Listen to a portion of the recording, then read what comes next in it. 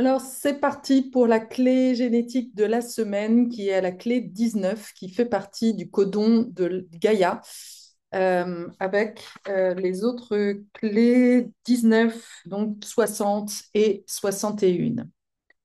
La clé partenaire de programmation, c'est la 33e clé génétique. Les animaux associés. Les animaux associés dans le monde du bas, c'est la tarentule. Donc, le monde du bas correspond à la fréquence de l'ombre. La fréquence du don, c'est le monde du milieu, le monde voilà, des mammifères, c'est le chameau. Et le monde du haut, donc c'est l'esprit céleste, c'est le pélican. Alors, qu'est-ce que on va prendre? Pour ce Jenkins, j'ai envie de m'appuyer sur la médecine du chameau, qui est une médecine qui parle vraiment du chemin initiatique.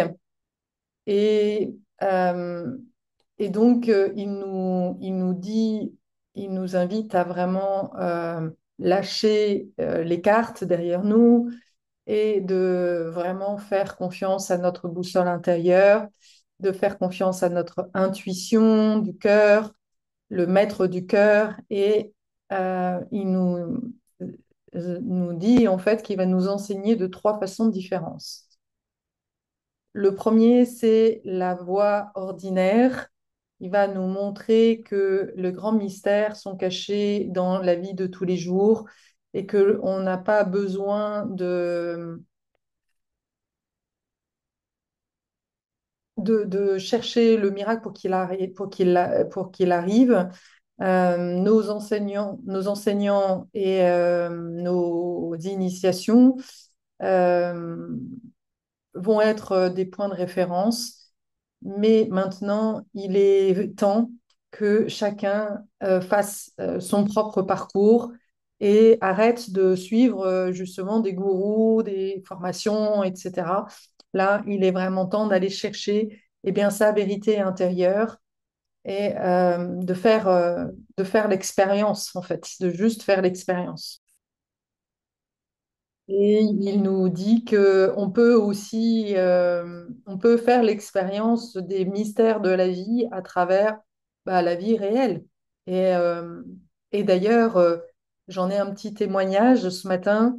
J'ai une de mes clientes qui me demande, voilà, toi qui es en lien avec les animaux totems, c'est quoi le corbeau? C'est quoi la médecine du corbeau? Et je lui ai simplement dit, pour toi, c'est quoi?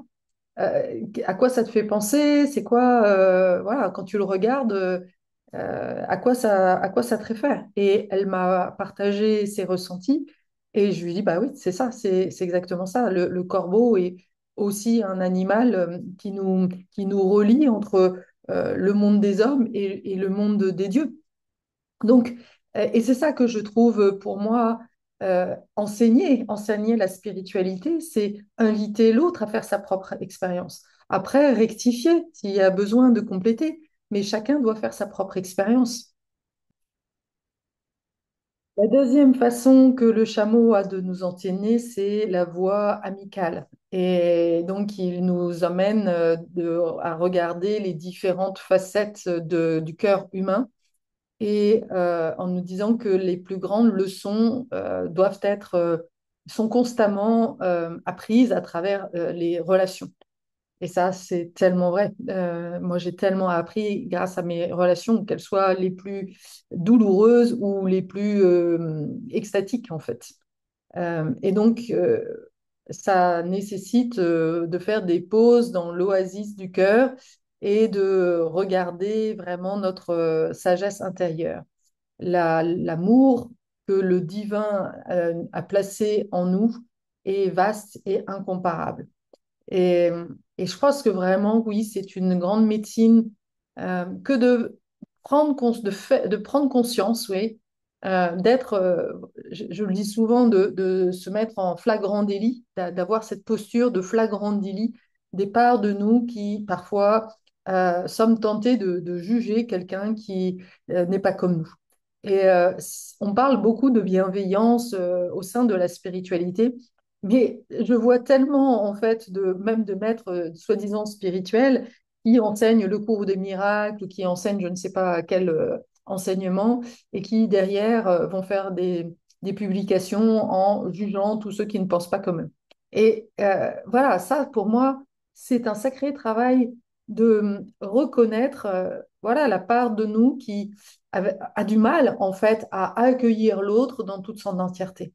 Et moi, pour exemple, j'ai une fille qui est obèse et au début, j'ai dû vraiment avoir la conscience, faire ce pas de côté et prendre conscience que oui, il y a une part de moi qui avait ce dégoût, waouh, et cette honte vis-à-vis de ma fille.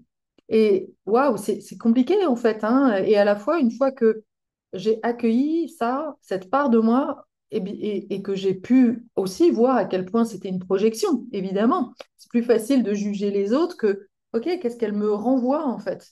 Qu'est-ce que je n'arrive pas à les toucher à l'intérieur de moi?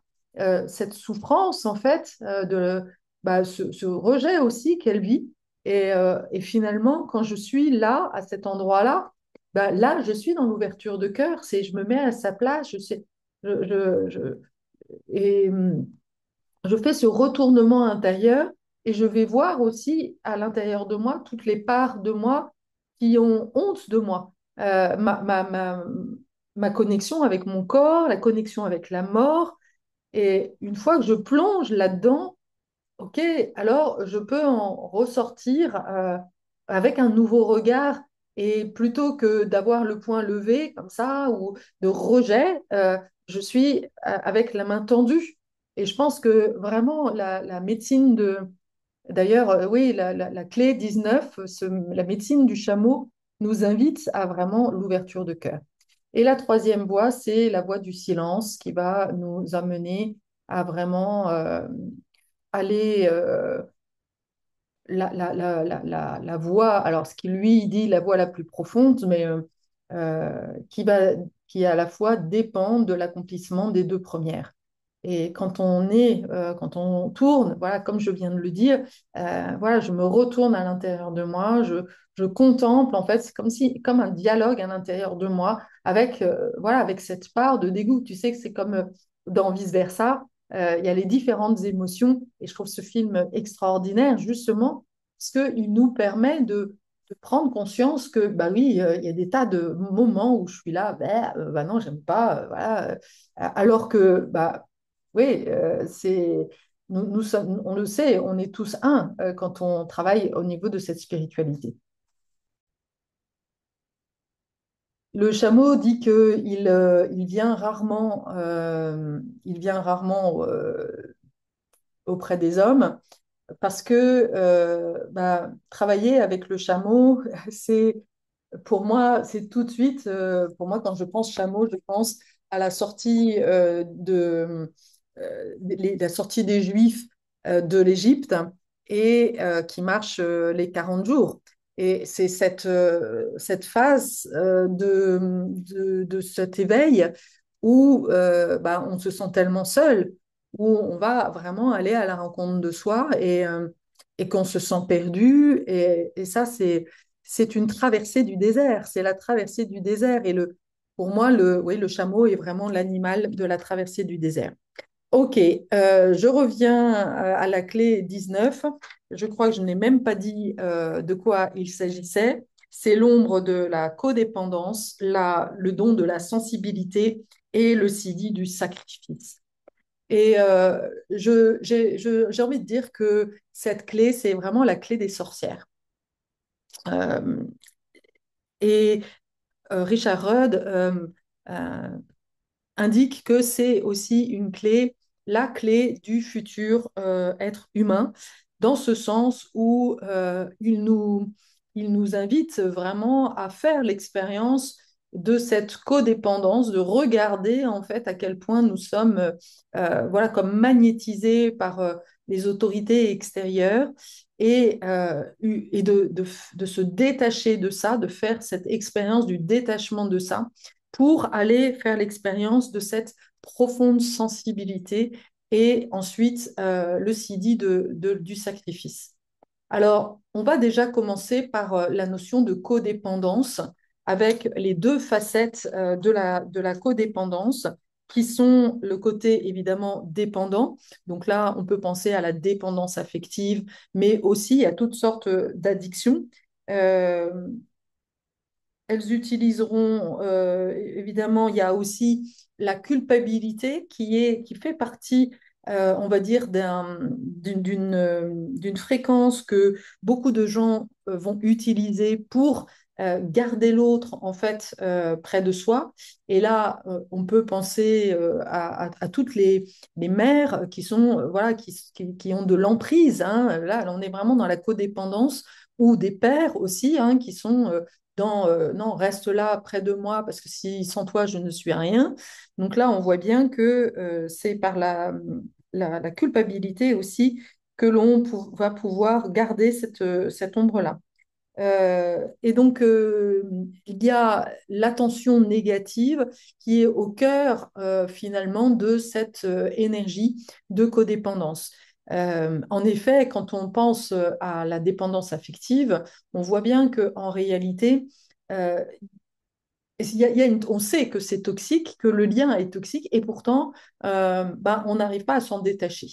Et je crois que ça vient d'une fréquence justement dans l'enfance où les dons de la sorcière, justement, qui est bah, le fait de voir dans l'invisible, qui est de percevoir, qui est la sensibilité, justement l'hypersensibilité, cette capacité de capter les choses dans l'invisible, eh bien, comme cette part-là est souvent refoulée et n'est pas portée, n'est pas mise en valeur en fait par les parents, alors et l'enfant bah, a beau essayer de donner du meilleur de lui, essaye d'être dans sa nature profonde du don, et on comprend que le parent, lui, il est codépendant. Donc, le parent qui est codépendant a cette attitude de regarde-moi, réponds-moi, dis-moi que je suis la plus belle, en fait. Donc, va utiliser finalement l'enfant pour lui renvoyer que le parent, en fait, qui est magnifique, etc. Et ça fait que l'enfant est complètement éclipsé. Et en résultat, l'enfant n'a pas d'autre choix que d'utiliser cette attention négative, ce côté rebelle, en fait, pour manifester son existence. Et donc, c'est comme ça que l'on va commencer à vibrer, à danser cette dépendance affective et qui va plus tard donner des relations toxiques où, en fait, on en a un qui est ce que l'on appelle un puits sans fond. C'est donne-moi, donne-moi, donne-moi. Et en fait, bah, quoi que tu me donnes, ce n'est jamais assez. Et ça, c'est vraiment, c'est souvent l'expérience du parent.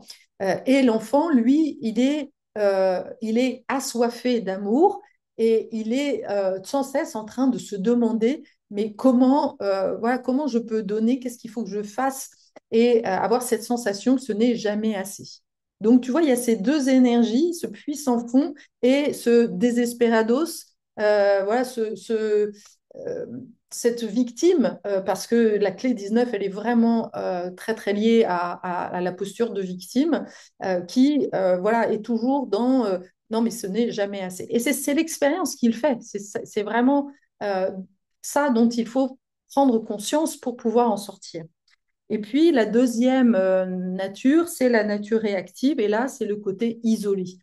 Et là, d'ailleurs, c'est très intéressant parce que je suis en train de finaliser l'accompagnement qui est totalement en ligne sur les différentes voies intérieures du héros que tu trouveras sur mon LinkedIn. Donc, tu regardes sur le lien dans la description et tu vas retrouver en fait mes différentes offres et là, tu vas pouvoir avoir accès à cet accompagnement.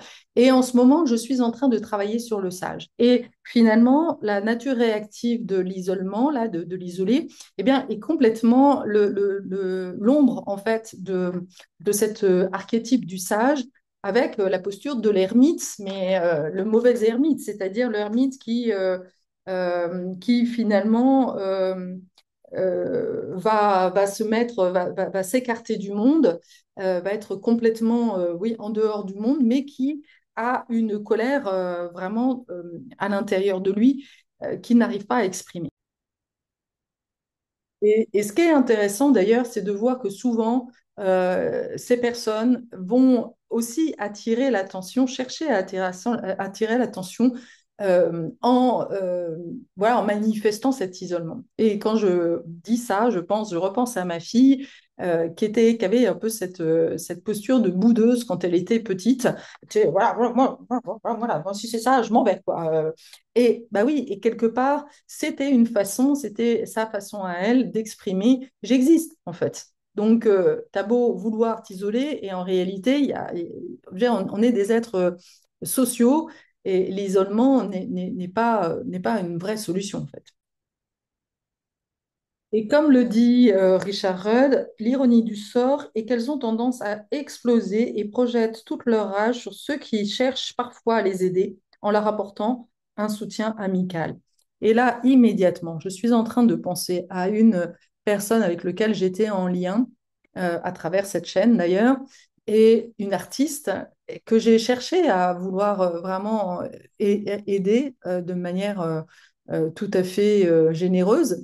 Et voilà, et elle n'a pas su prendre la main que je lui tendais. Elle a projeté sur moi voilà, des tas de choses parce que voilà, et elle était dans cet isolement, elle se plaignait d'être isolée, mais le lien finalement devait être tellement dangereux pour elle qu'elle préférait rester totalement isolée, ce qui faisait qu'elle avait des gros problèmes de maladie, parce que justement, elle n'assumait pas ce besoin de lien social, et elle ne manifestait pas ses dons.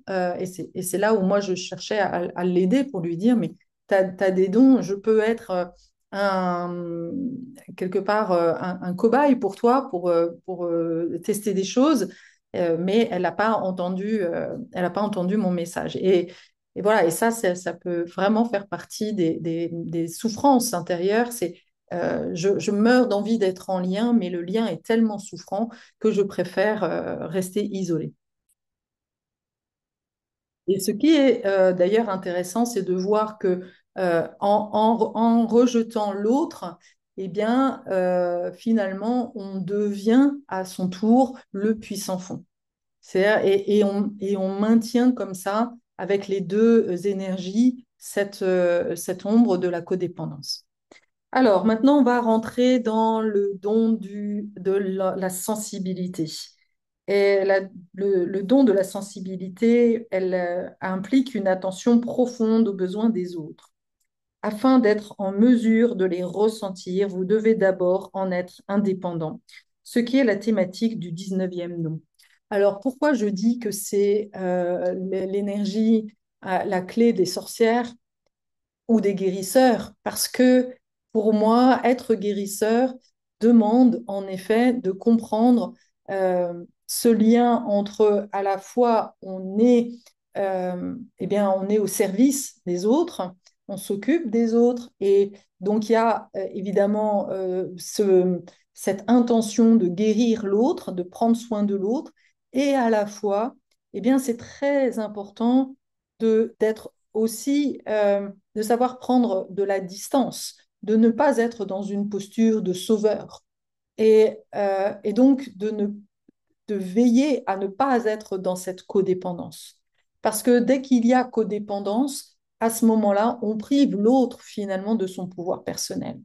Et tu vois, dans l'exemple que je t'expliquais tout à l'heure avec cette cliente, il y a encore quelques années, euh, j'aurais peut-être insisté ou j'aurais pas été bien en fait de la laisser comme ça, parce que je sais que finalement, ce n'est pas bon pour elle, mais c'est son chemin. Et voilà, là, on est vraiment dans l'intégration de cette sagesse intérieure dont je parlais aussi tout à l'heure, qui fait que le sage, eh bien, il est dans l'acceptation de ce qui est. contrairement à la magicienne, et donc c'est la sorcière sage, on va dire, euh, le magicien veut changer les choses. Et, et voilà, et c'est le mélange subtil. C'est à la fois, bah oui, on est là pour transformer les choses, mais on doit lâcher finalement la pression de vouloir changer les choses.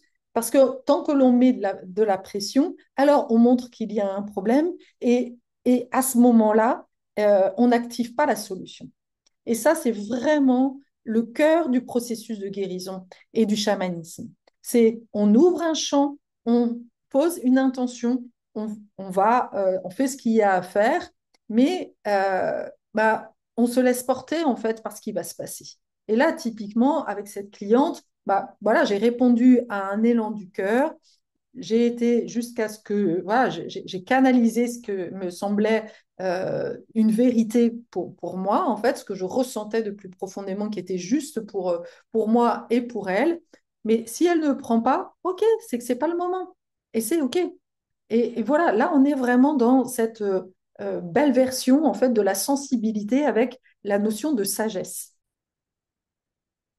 Et pourquoi je parle de sorcière?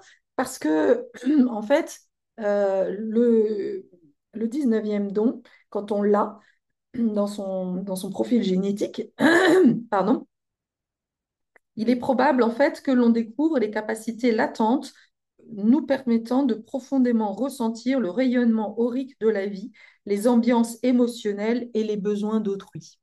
Et donc, on est vraiment, et d'ailleurs, Richard Rudd le dit, que les personnes qui ont cette clé-là sont souvent des guérisseurs, des guérisseuses. Alors, j'englobe ça dans sorcière, chaman, voilà, mais on pourrait dire en effet guérisseur ou guérisseuse.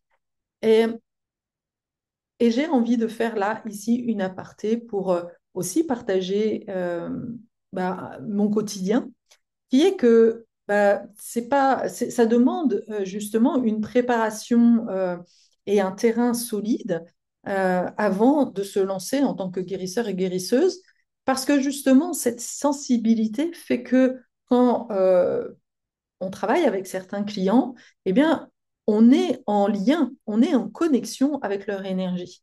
Et par exemple, hier, je faisais un soin avec l'enfant intérieur, un soin de l'enfant intérieur à une cliente. Et dès le matin, en fait, j'étais en connexion avec son énergie. Alors, il faut avoir fait un sacré chemin, une mise à distance pour sentir, mais c'est mon énergie ou c'est la sienne? Et au départ, c'est un peu mélangé. On est dans cette codépendance. Donc, tu vois, c'est là où faire l'expérience de cette sensibilité et prendre conscience aussi d'un côté parfois magnétique et vraiment fait partie pour moi du parcours de cette guérisseuse. J'ai envie d'ailleurs de partager à ce stade-là une expérience que j'ai faite au début de mon chemin. C'était pendant ma première formation sur justement à travers la danse-thérapie. Et je travaillais donc avec, à l'époque, j'étais formée par les neuf souffles. Et un des exercices qu'on nous avait demandé, c'était justement de faire l'expérience de la façon dont on captait en fait les énergies de l'autre. On se mettait juste en connexion avec le corps de l'autre et on faisait comme un espèce de voyage poétique sur le voyage de l'autre.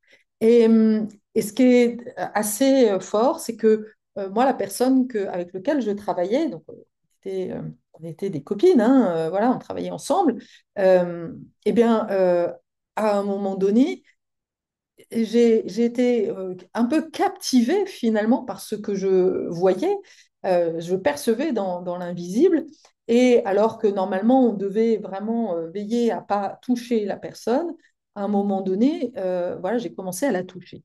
Et ça l'a fait surréagir, elle s'est sentie profondément bah, intrusée, quoi. Et ça a fait d'ailleurs un peu un esclandre parce que les profs n'ont pas su vraiment m'accueillir dans cette erreur, alors que voilà, on était en mode justement expérimentation. Et plus tard, je m'en suis beaucoup voulu, en fait.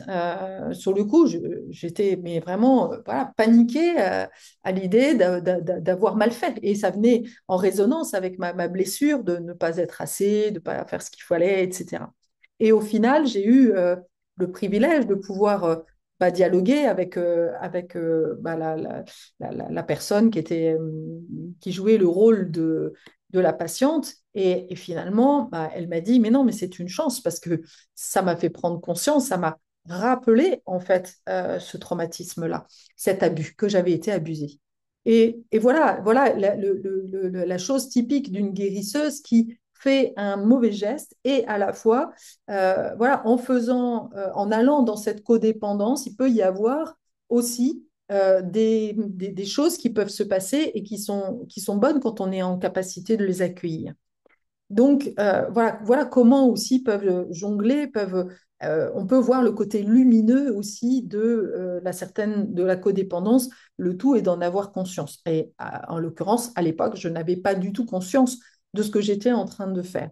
Donc, c'est un cheminement hyper important et une posture à avoir de, OK, je suis sensible, je capte des choses et voilà, d'avoir conscience de ce que je suis en train de faire. Il me semble que cette clé 19 soit très reliée d'ailleurs à la notion de nourriture, avec aussi la dimension énergétique de la nourriture que l'on peut appeler la nourriture vitale, donc le prana ou le chi par les anciens. Ce don augmente votre sensibilité à la bioénergie vivante qui relie entre eux tous les êtres.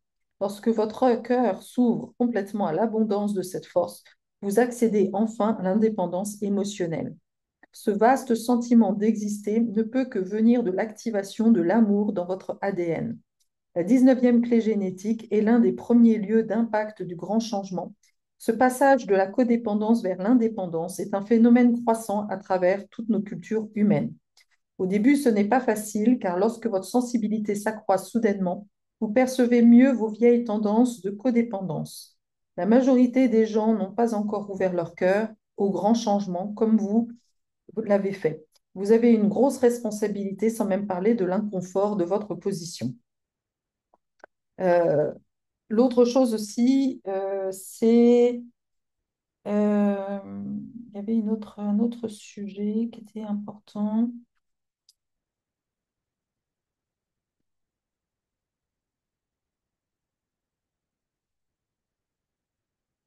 Ouais, donc il parle aussi de, voilà, de tout ce côté corporel, interoception, proprioception, qui est voilà, cette sensibilité à tout ce qui est là.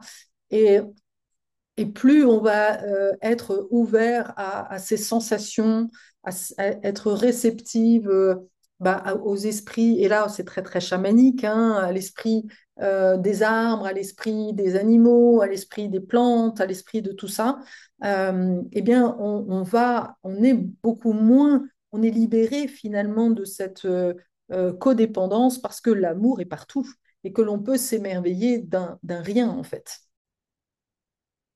Passer maintenant à la clé du sacrifice, enfin le Sidi, donc c'est l'énergie vraiment très haute, qui représente la cinquième initiation de l'Annonciation.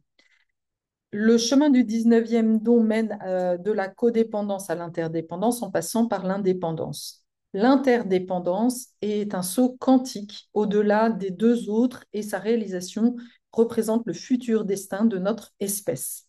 C'est dans la 19e ombre de la codépendance que se trouve la graine du sacrifice, le 19e Sidi. Dans une relation codépendante, les partenaires manquent de synthèse. Ils ont sacrifié une partie de leur vraie nature à la relation et consentent des schémas négatifs qui en résultent. Je te donne de l'amour contre de la sécurité. Ça, c'est, on va dire, le marchandage typique des relations passées. Et d'ailleurs, dans le don, c'est ça dont j'avais en tête, c'est qu'à un moment donné, Richard Rudd parle du schéma habituel où l'homme travaillait et la femme était soumise. Et donc, il y avait cette codépendance à la sécurité Et que c'est du fait que les femmes deviennent de plus en plus émancipées que forcément les relations sont en train de changer. Dans une relation véritablement interdépendante, les deux partenaires sacrifient aussi leur sentiment d'individualité, mais au sein d'une vision plus élevée de leur divinité. Ils ne retiennent rien pour eux-mêmes. Le vrai sens de l'interdépendance implique la mort de soi séparer et l'entrée dans un état d'union avec tous les êtres du cosmos. Ce genre de sacrifice ne peut se produire que lorsque vous donnez votre cœur à l'autre sans condition. Et là, on est vraiment au cœur du mariage chamanique. Le mariage chamanique, c'est un mariage où on s'engage en fait à rester avec l'âme au-delà en fait des vies. C'est-à-dire que même après la mort, on s'engage à se retrouver dans les vies futures. Donc là, c'est vraiment un lien très, très profond et avec cette conscience que on s'élève et on évolue grâce à l'autre. Et à partir du moment où on a cette conscience réciproque dans le couple, alors voilà, on n'est plus en train de projeter les problèmes les uns sur les autres, mais on voit le couple comme vraiment un moyen d'aller regarder en fait des parts de soi et de pouvoir cheminer ensemble et s'élever ensemble. Euh, J'adore en fait cette dimension du sacrifice parce que pendant très longtemps, les femmes, et j'en fais partie, se sont dit, ah non, mais moi, je veux pas être venir, je veux pas, je veux surtout pas être comme ma mère, je veux pas me sacrifier, je veux pas sacrifier ma vie pour mes enfants. Et ce que nous dit la 19e clé, c'est que en effet, le chemin, c'est de dire, c'est de faire confiance, de faire, d'avoir la conscience de la codépendance, de passer de la codépendance à l'indépendance, et ensuite d'abandonner l'indépendance pour faire justement pour faire un autre grand saut qui est cette notion d'interdépendance. Et forcément, ça implique aussi la dimension du corps. Euh, le 19e Sidi et le 49e Sidi de la Renaissance sont profondément connectés. Ces deux Sidis représentent le processus mystique fondamental qui finira par vaincre l'espèce humaine. Les plus grands mythes du monde contiennent de merveilleux secrets. Odin, le dieu nordique, suspendu à l'envers sur l'arbre du monde, ou le Christ sur la croix sont des mythes sacrificiels et anthropomorphiques des profonds mystères de notre génome nous mènent à une renaissance. Et là, en effet, eh bien, il y a vraiment cette notion que sur ce chemin de l'éveil, à un moment donné, on est amené à sacrifier quelque chose que l'on croyait important pour voilà, pour accomplir quelque chose qui est vraiment au service de l'humanité.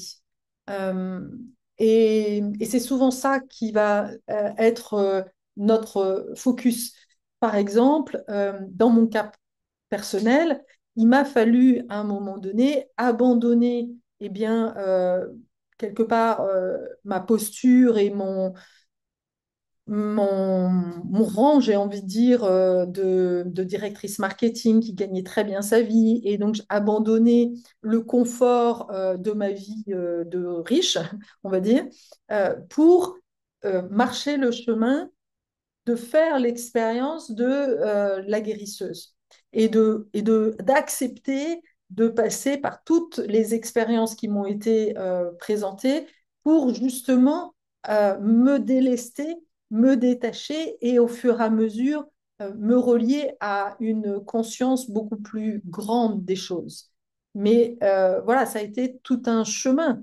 Et il y a vraiment, oui, c'est ce que dit Joseph Campbell, c'est abandonner la vie que tu croyais devoir vivre pour embrasser la vie qui t'attend. Et très souvent, l'ego croit savoir la vérité. Et là, on est vraiment au cœur des différentes étapes de la sagesse.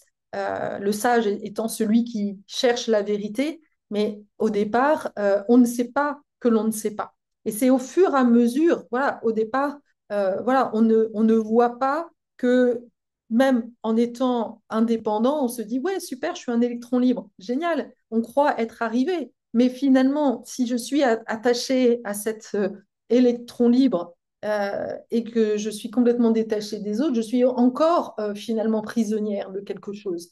Donc, voilà, et ce n'est que quand on peut vraiment naviguer à la fois dans l'ombre, à la fois dans le don, à la fois dans le sidi, et on va, voilà, on n'a jamais atteint un stade. C'est bien ça, c'est vraiment hyper important.